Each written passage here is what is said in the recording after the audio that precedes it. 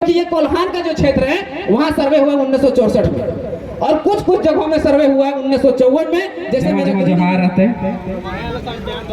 तोनी हम तोनी के प्रणाम भी कर सकोलिए, नमस्कार भी कर सकोलिए, लेकिन जमा जमा जोहार ही कहे बोलिए कोई कारण आते ना हते कि नहीं। हमने के लड़ाई एक्चुअली में लोग आइडेंटिटी के यानी अपन पहचान के, तो हमने की अपन एगो पहचान बनाना हो कगर से जोहार से। कैसे? जब तो साउथ जीव है, जब साउथ जब है तो हमारा जरा बोलो थे वड़ा कौन, और जब तो गुजरात जीव है तो हमारा बोलो थे कैम छो। जब आप राजस्थान जाएंगे तो राजस्थान बोलता है, राजस्थान जब आप जाएंगे तो भाई साहब या कुछ भी अपना संबोधित करता है। जब आप ये उड़ीसा जाएंगे तो वहाँ लोग बोलते हैं नमस्कार। उसी तरह हमको एक आइडेंटिटी बनाना है, अपनी एक पहचान बनाना है जोहार से।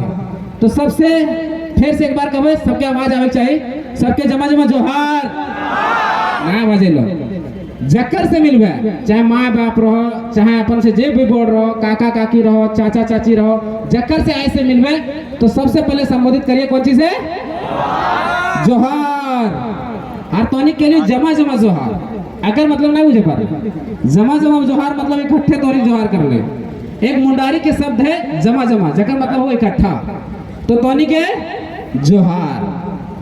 अब हम बात करें दो नीति के बारे में बात करें, एक स्थानीय नीति और दूसरा है नियोजन नीति। आखिर जो लड़ाई लगे ये दो नीति पर ही टिकल है। ऐसे तो हमने की 21वीं सदी में 21 को मांग है, 21 की नीतियों की मांग है, लेकिन अभी हमारी जो मोटा मोटी जो लड़ाई है उसमें दो नीति पर है, एक स्थानीय नीति पर और दूसरा है नियोजन नीति पर। सबसे पहले समझेंगे कि स्थानीय नीति है क्या, स्थानीय नीति का लड़ाई इतना बड़ा है क्यों, यही समझना पड़ेगा।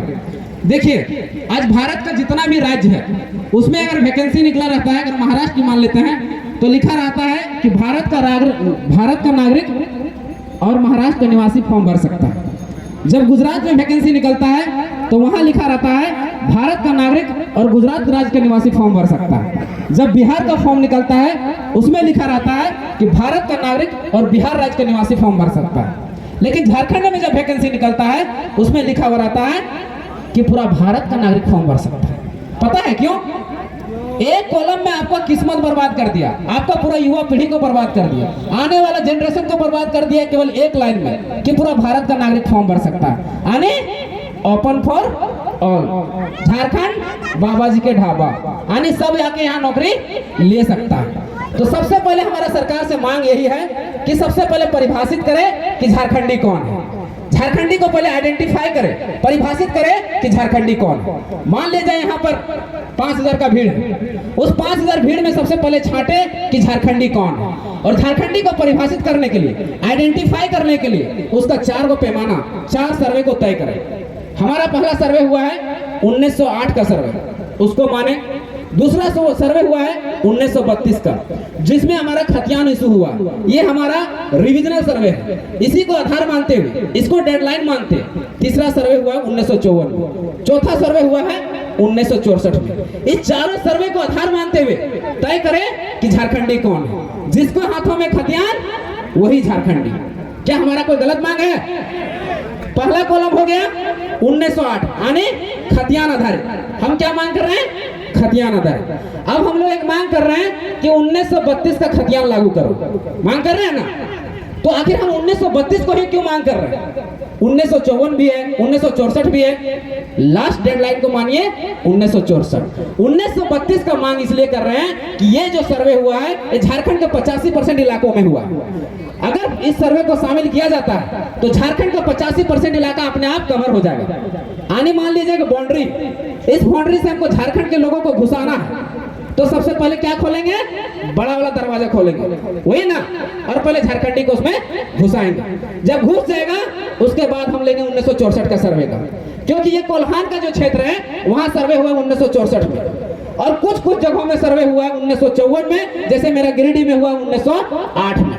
तो हम लोग सरकार से ये मांग करते हैं कि जहां जिस जिला में से सर्वे हुआ है उसको शामिल कीजिए और सबसे पहले झारखंडी को परिभाषित कीजिए कि झारखंडी है कौन। पहला कॉलम। दूसरा कॉलम भूमि संबंधी दस्तावेज के आधार पर झारखंडी को परिभाषित कीजिए। तीसरा कॉलम जोड़िए उसमें भाषा, मतलब जो यहाँ खोटा, कुड़माली, नागपुरी, पंचबर्गनिया जानेगा वही झारखंडी है। उसके बाद हमारी जो जनजातीय भाषाएं हैं जैसे संथाली, मुंडारी, कुड़ुख और खड़िया, इन भाषाओं को महत्व दिया जाए। मतलब जो भाषाएं ये जानेंगे वही यहाँ झारखंड में नौकरी कर सकते हैं। जैसे आप बंगाल में नौकरी करने जाते हैं तो आपको बंगाली जानना अनिवार्य होगा। जैसे आप महाराष्ट्र में नौकरी करना चाहते हैं तो आपको वहाँ मराठी जानना अनिवार्य होगा। जैसे आप गुजरात में नौकरी करना चाहते हैं तो आपको वहाँ गुजराती जानना अनिवार्य होगा। जब आप उड़िया में नौकरी करना चाहते हैं तो सबसे पहले वहाँ आपको उड़िया जानना अनिवार्य होगा, तभी आप वहाँ नौकरी कर सकते हैं। लेकिन झारखंड एक ऐसा राज्य है जहाँ बाबा जी का ढाबा है, जहाँ हिंदी भी जाने, इंग्लिश भी जाने, जो भी भाषा जाने यहाँ नौकरी कर सकता है। आने आपका बैरियर नहीं है, आपको घोरना घोरा नहीं गया है, आपका दरवाजा नहीं लगाया गया है। इस कारण से बाहरी लोग यहाँ पर हस्तक्षेप कर रहे हैं, घुस रहे हैं। इसका ताजा उदाहरण है 2018 का वैकेंसी है गिरिडीह में 52 को इंग्लिश के टीचर का वैकेंसी था, जिसमें 48 को बाहरियों का हुआ था। याद रखिएगा कितना, 48 को। कितना परसेंट हुआ, कितना परसेंट हुआ, 98%, 99% बाहर के लोग घुस रहे हैं। अगर बैरियर रहेगा तो वो लोग घुस नहीं पाएंगे। 37 को केमिस्ट्री का टीचर का वैकेंसी था, 36 को बाहरियों का हुआ था। 56 को संस्कृत के टीचर का वैकेंसी था, जिसमें 54 को बाहरियों का हुआ था। क्या ये दर्द झारखंड सहता रहेगा, सहता रहेगा क्या? अगर नहीं सहता रहेगा तो खतियान लागू होना जरूरी है। उसके बाद उड़िया सरकार यहाँ तक भाषाओं के आधार पर कहती है कि he she must to be able read and write speak Odia language, then आप वहाँ फॉर्म भर सकते हैं। मतलब आपको पढ़ना, लिखना, बोलना, समझना आपको अगर उड़िया में आता है तभी आप उड़िया में फॉर्म भर सकते हैं, तभी आप नौकरी ले सकते हैं। मतलब उन्होंने घोरना घोरा, दरवाजा लगाया कि ना आप उड़िया लैंग्वेज को जानिएगा, ना आप वहाँ फॉर्म भर सकते हैं, ना आप वहाँ नौकरी ले सकते हैं। उसके बाद अगला कॉलम जोड़ता है आगे उड़िया सरकार, कहता है कि आप उड़िया लैंग्वेज जानते भी है ना, तो कम से कम 7वां क्लास जो है उड़िया लैंग्वेज में पास करना पड़ेगा, तभी आप नौकरी ले सकते हैं। ना आप 7वां क्लास पास कीजिएगा ना हम आप नौकरी ले पाएंगे। उसके बाद यहाँ भी उड़िया सरकार नहीं रुकती है, आगे कहती है कि आपको उसी इंस्टीट्यूट से पास करने का होगा उड़िया लैंग्वेज जो उड़िया सरकार ने उसको मान्यता दी है। और सेम कहानी, सेम नियोजन नीति बंगाल की बनी हुई है, सेम नियोजन नीति महाराष्ट्र की बनी हुई है, सेम नियोजन नीति गुजरात की बनी हुई है। तो क्या हम गलत मांग कर रहे हैं भाषाओं का? क्षेत्रीय भाषाओं को महत्व देने की जो बात कर रहे हैं, क्या गलत कर रहे हैं क्या? आवाज नहीं आ रहा, आवाज नहीं आ रहा मतलब आप लोग उत्सुक नहीं है। क्या गलत मांग कर रहे हैं? नहीं ना, यानी हमारी मांग जायज है। ये हुआ स्थानीय। अब है कि नियोजन, नियोजन को समझिएगा। पूरा भारत के 28 राज्य है, 28 राज्य में 18 राज्य नियोजन को जो बनाया है वो 9-10 के फॉर्मूले में, 90-10 के फॉर्मूले में, सॉरी 90-10 यानी मतलब 100 सीट अगर निकल रहा है तो 90 के वहां के राज्य के निवासी नौकरी लेंगे और 10 को बाहर कर लेंगे। लेकिन झारखंड एक ऐसा राज्य है जहां ओपन फॉर ऑल है, यहाँ तो रिजर्वेशन कैटेगरी में बाहर के लोग फाइट कर रहे हैं। तो ये गलत नीति है कि नहीं? उसी का विरोध कर रहे हैं। और कुछ राज्य तो भारत में ऐसा है जो स्पेशल प्रोविजन 371D के तहत, अनुच्छेद 371 के तहत, जैसे आंध्र प्रदेश और तेलंगाना जैसा राज्य क्या किया है कि अपने C और D की नौकरियों में 100% सीटों को रिजर्व किया। कितना? यानी 100 सीट निकलेगा तो 100 सीट आंध्र प्रदेश और तेलंगाना के लोग ही नौकरी कर सकते हैं। लेकिन झारखंड में देख रहे हैं कैसे 99% लोग घुस रहे हैं बाहर का, उसी को रोक लगाना। इसलिए नियोजन नीति जरूरी है। तो पहले स्थानीय बना कि पहले हमारे खतियान के आधार पर, भाषा के आधार पर, संस्कृति के आधार पर झारखंडी को परिभाषित कीजिए कि झारखंडी है कौन। जब ये बन जाएगा फिर नियोजन बनाइए 90-10 का। उसके बाद जो ऑफिसर का पद होगा उसमें 80 से 85% हमारे लोगों के लिए, हमारे बच्चों के लिए रिजर्व किए। क्या ये गलत मांग है? नहीं है। हम खुद पढ़ने वाले छात्र हैं। हम जब बीपीएससी या बीएसएससी का फॉर्म भरते थे तो हम बिहार में 10% में भरते थे, हम 10% में फाइट करते थे। तो झारखंड में हम 60%, 40% क्यों देंगे? आप ही बताइए। गलत है कि नहीं? गलत नीति है कि नहीं? उसी के विरोध करने के लिए ये आयोजन किया गया है।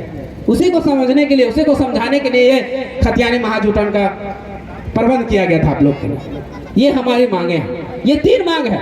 उसके बाद हम सरकार से ये भी आग्रह करते हैं कि जिस तरह से नियोजन नीति में भाषाओं को महत्व दिया गया है इन राज्यों में, उसी तरह से हमारे तरह कड़ाई से लागू करे, कड़े से लागू करे, कड़े से। मतलब अगर जो खोटा जानता है, कुड़माली जानता है, नागपुरी जानता है, पंचबरगनिया जानता है, वही यहाँ फॉर्म भर सकता है, वही यहाँ नौकरी ले सकता है। इसका तो आपको उदाहरण बताते हैं।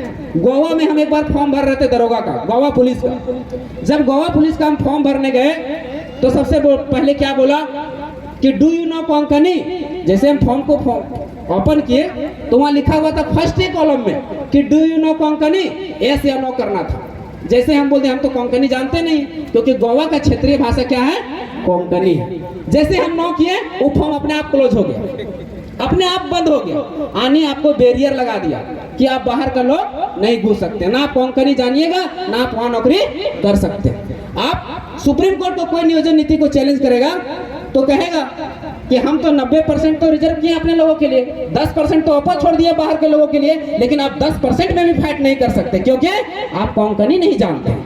क्या ओडिया में आप ओडिया नहीं जानते, बंगाल में आप बंगाली नहीं जानते।